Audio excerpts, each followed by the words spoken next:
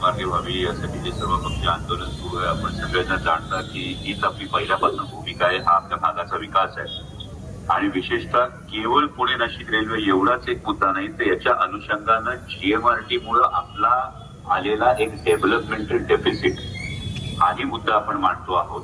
कारण एक शक्यता अशी आहे की जी काकोडकर समिती नेमलेली आहे, ही काकोडकर समितीचा अहवाल येऊ शकतो असा जो खरं तर जीएमआरटी या आधी सुद्धा एक प्रस्ताव दिलेला आहे. तो म्हणजे आळेपाट्यापासून मनसर पर्यंत अख्खी भूमिगत रेल्वे करा, अख्खा टनेल करा. आणि जर हे झालं तर आपल्या तोंडाला पानं पुसलं जातील आणि हे होऊ नये यासाठी आपण सातत्यानं मांडतो आहोत की जीएमआरटीचा बाहुलवा न करता याच्यावर मध्यम मार्ग काढावा. आणि उद्याच माननीय पंतप्रधान नरेंद्रजी मोदींबरोबर राष्ट्रवादी काँग्रेस पक्षाच्या सगळ्या खासदारांची बैठक आहे आणि या बैठकीमध्ये पुणे नाशिक रेल्वेचा मुद्दा हा प्राधान्यानं माननीय पंतप्रधानांसमोरच थेट पुन्हा एकदा मांडायचा. या मी तुम्हाला शब्द देतो, या तुमच्या सगळ्या ज्या भावना आहेत या थेट माननीय पंतप्रधानांपर्यंत उद्याच्याच बैठकीत या 100% मी मांडणार आहे.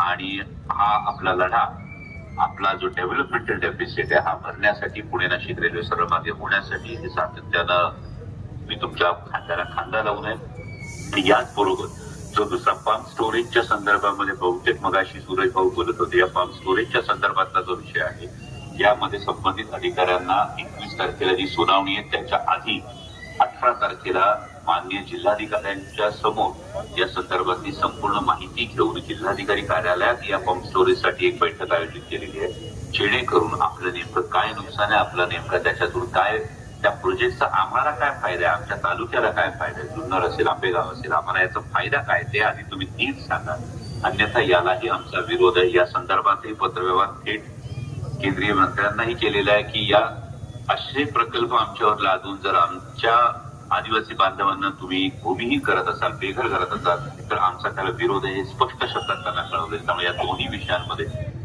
आपण एकमेकांच्या खांद्याला खांदा लावून लढू, हा मी आपल्या सगळ्यांना शब्द देतो. आणि उद्या माननीय पंतप्रधानांच्या समोर पुणे नाशिक रेल्वेच्या संदर्भातल्या आपल्या सगळ्यांनी आज या आंदोलनाच्या माध्यमातून ज्या भावना व्यक्त केल्या, या भावना 100% पंतप्रधानांपर्यंत पोहोचवतो. धन्यवाद. जय शिवराय.